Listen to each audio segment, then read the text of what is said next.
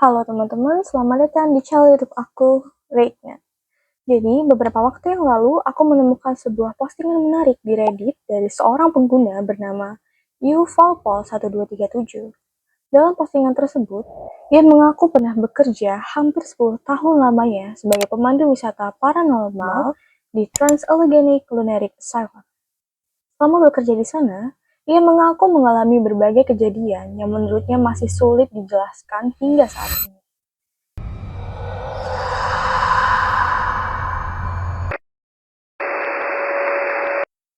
Trans-Allegheny Lunatic Asylum yang sebelumnya dikenal sebagai Western State Hospital, yaitu adalah sebuah rumah sakit jiwa yang terletak di kota Weston, West Virginia, Amerika Serikat. Pembangunannya dimulai pada tahun 1858 dan mulai beroperasi pada tahun 1864. Bangunan megah ini dibangun berdasarkan Kirkbride Plan, yaitu sebuah konsep rumah sakit jiwa yang dikembangkan oleh psikiater Amerika bernama Thomas Story Kirkbride pada pertengahan abad ke-19.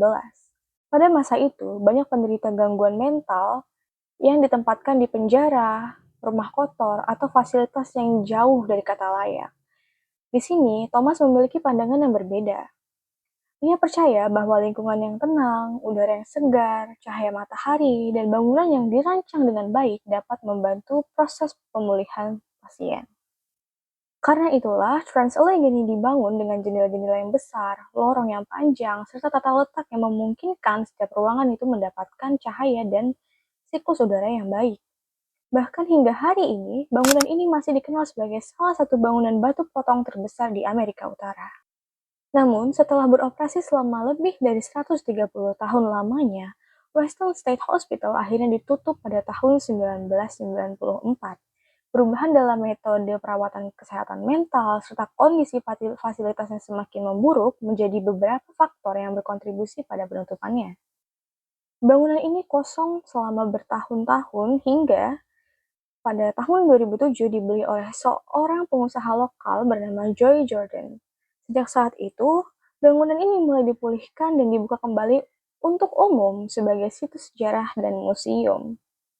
Pengunjung dapat mengikuti tur yang membahas sejarah bangunan, arsitektur, serta kehidupan para pasien yang pernah dirawat di sana.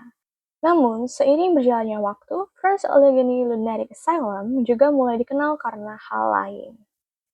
Selain menjadi situs sejarah, tempat ini kini menjadi salah satu lokasi wisata paranormal paling terkenal di Amerika Serikat. Berbagai tur malam, investigasi paranormal, dan pemburuan hantu rutin diadakan dalam bangunan yang telah berdiri selama lebih dari 1,5 abad tersebut. Di sini aku akan menyebut si pengirim Reddit itu Alex aja mungkin ya, jadi biar aku menceritakan yang lebih mudah untuk kalian. Jadi ceritanya, suatu malam, si Alex itu lagi ada di lantai 1 bersama beberapa rekan kerjanya. Saat itu, suasananya cukup tenang, dan sebagian besar rombongan sedang berada di lantai atas. Jadi, lantai di bawah itu cuma dia sama rekan-rekannya aja. Cahaya dari luar itu masuk melalui jendela dan memantulkan bayangan ke dinding. Saat itulah ia melihat sesuatu yang janggal. Di hadapannya tampak siluet seseorang berjalan melintasi cahaya tersebut. Bentuknya jelas, mulai dari kepala hingga bagian pinggang. Alex sempat mengira ada seseorang yang sedang berjalan di luar bangunan. Namun, beberapa detik kemudian, dia dan rekan-rekannya melihat sesuatu yang menyerupai lengan dan tangan ikut melintas di area yang sama.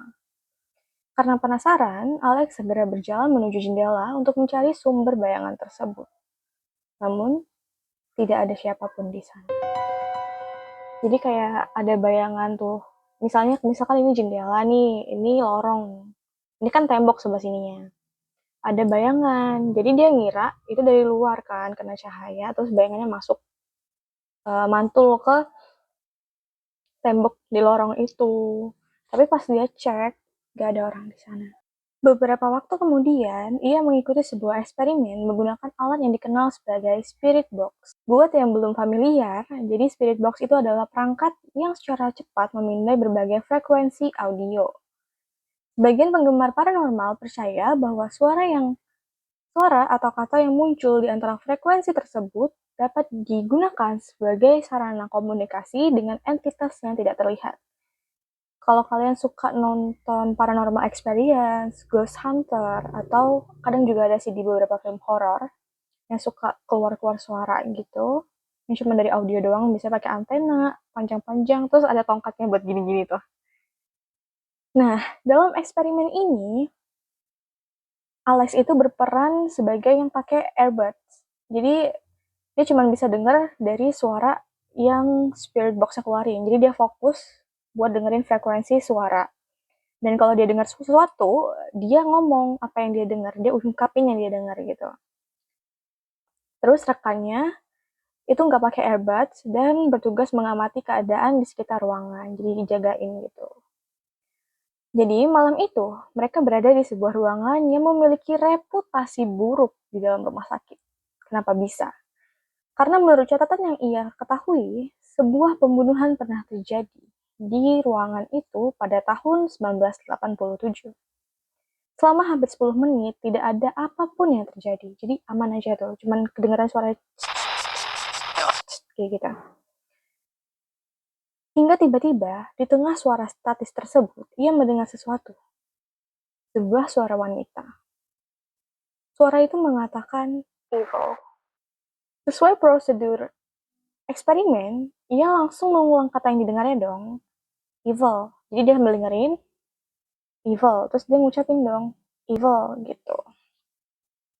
Namun, begitu kata itu diucapkan sama Alex, rekannya yang berada di sampingnya langsung terlihat panik dan memintanya segera meninggalkan ruangan tersebut.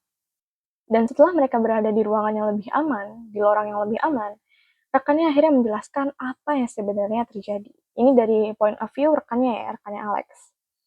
Jadi, saat Alex itu lagi fokus mendengarin spirit box, rekannya ini ngaku denger beberapa kali kayak suara footstep, langkah kaki di luar ruangan, seolah ada seseorang yang mondar-mandir di lorong. Jadi kan mereka lagi di ruangan.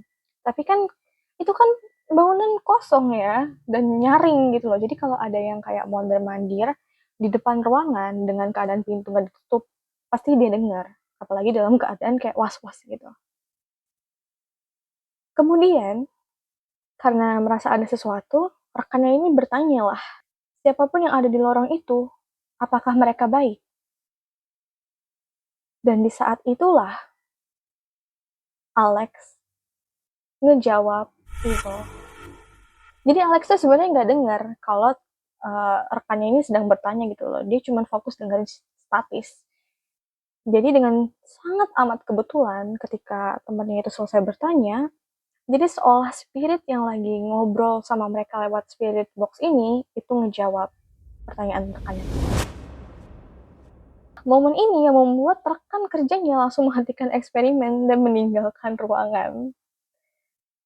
Dari semua pengalaman yang ia alami, selama hampir 10 tahun bekerja di Trans Allegheny, ada dua kejadian yang menurutnya paling sulit dijelaskan dan dia masih ingat tanggal bahkan jam kejadiannya. Dan inilah cerita pertamanya. 3 Juni 2017, pukul 3.40 dini hari. Di sini Alex tuh nulis, kejadian ini tuh bukan sekedar bikin dia takut, tapi bikin dia juga bertanya-tanya sebenarnya apa yang terjadi sama dia. Jadi waktu itu Alex tuh lagi ada di salah satu bagian bangunan bersama sekelompok pengunjung, dia kan tour guide. Jadi selama hampir 1 jam mereka itu mendengar berbagai suara yang sulit dijelaskan, mulai dari ketukan, langkah kaki, dan beberapa kali suara seseorang yang terdengar berlari di atas lantai kayu menuju ke arah mereka. Alex juga sempat mengaku mendengar suara seorang perempuan. Dalam salah satu kesempatan, suara itu seolah memanggil namanya. Kayak, Alex, Alex. Namun saat itu, ia berusaha mengabaikan kayak meyakinkan dirinya kalau itu tuh cuma imajinasi. Nggak mungkin dong, tour guide ketakutan nanti rombongannya bubar. Harus profesional gitu. Tapi tak lama kemudian, Alex tuh mulai ngerasa pusing. Terus, badannya tuh ngerasa nggak nyaman. Dan beberapa menit setelahnya, muncul sensasi panas yang sangat kuat di bagian bawah punggungnya. Tepat di sebelah kanan tulang belakangnya. Lagi dan lagi, Alex tuh mencoba mencari penjelasan yang masuk akal. mungkin gue capek.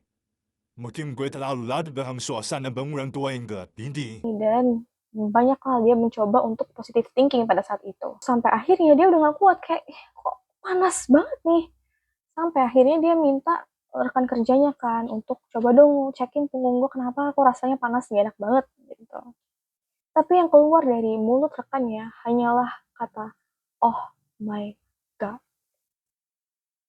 Di bagian bawah punggungnya terdapat sebuah bekas yang menyerupai luka bakar atau luka gesek. Panjangnya sekitar 7 hingga 10 cm. Padahal Alex tuh nggak ingat pernah terbentur, tergores, atau mengalami cedera apapun sebelumnya. Selama bekerja di sana, dia tuh sebenarnya udah cukup sering mendengar pengunjung mengaku menemukan goresan atau bekas misterius setelah mengikuti tur di malam hari. Namun, ia menganggap sebagian besar cerita tersebut bisa dijelaskan secara rasional.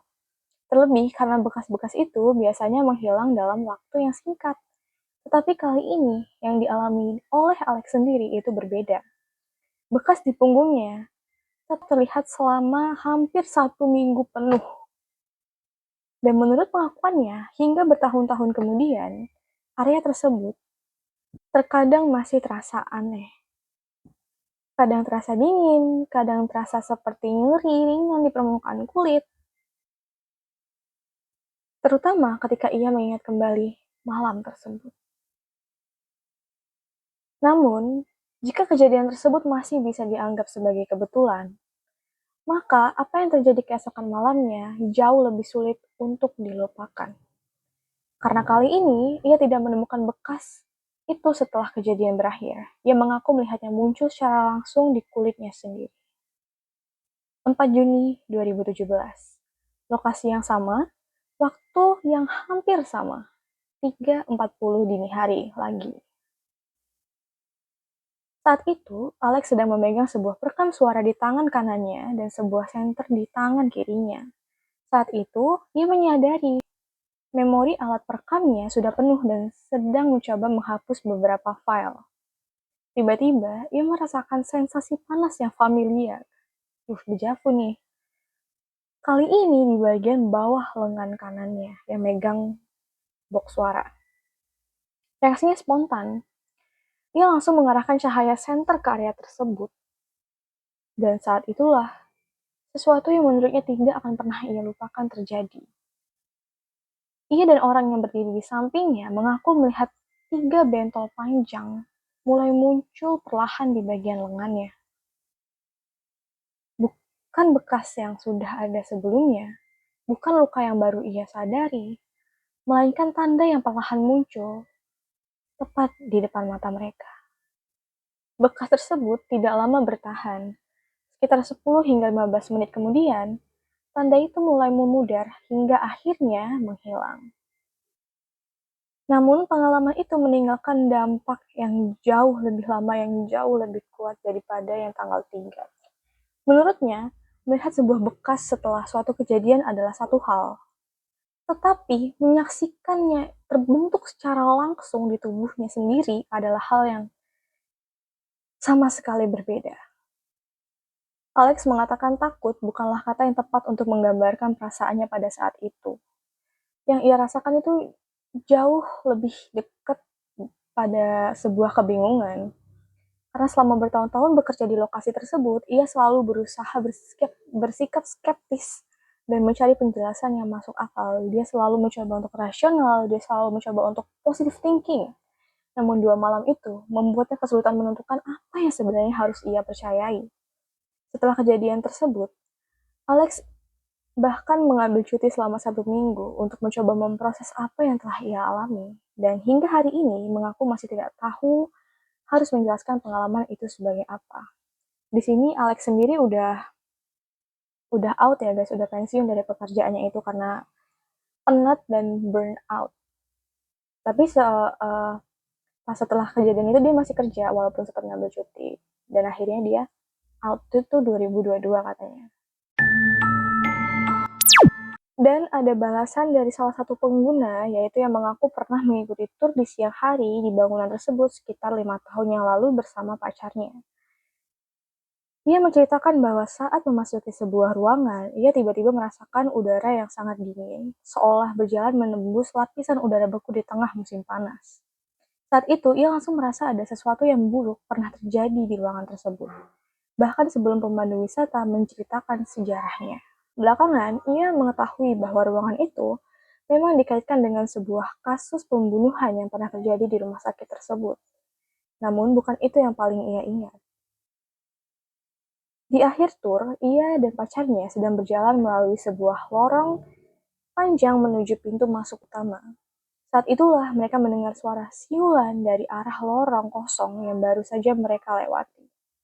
Menurutnya, suara tersebut terdengar jelas, seolah ada seseorang yang sedang bersiul di kejauhan. Anehnya, ketika ia membicarakan kejadian itu kemudian hari, pacarnya selalu menganggap suara tersebut berasal dari seseorang pegawai dan bukan sesuatu yang paranormal, bukan sesuatu hal yang mistis.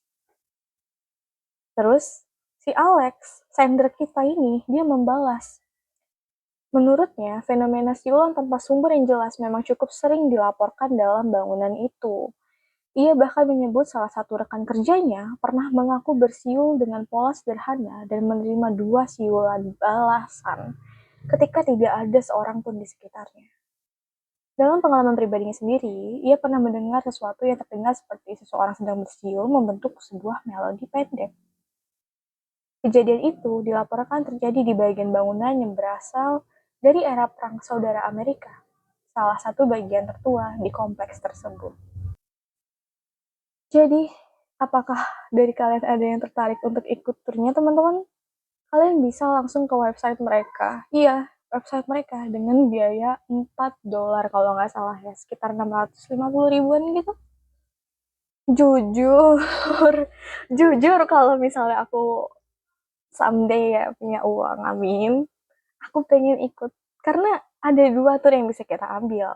Kita bisa ambil tur history, di mana kita akan lebih mempelajari bangunannya, terus apa yang terjadi sebenarnya. Dan tur hantunya, tenang aja teman-teman, tur hantunya tuh ada yang siang hari kok, aku baca di situsnya. Nggak harus malam. Tapi kalau kalian mau yang malam-malam juga silahkan. Ya, sampai sini aja hari ini. Misteri apa esok hari. Bye-bye.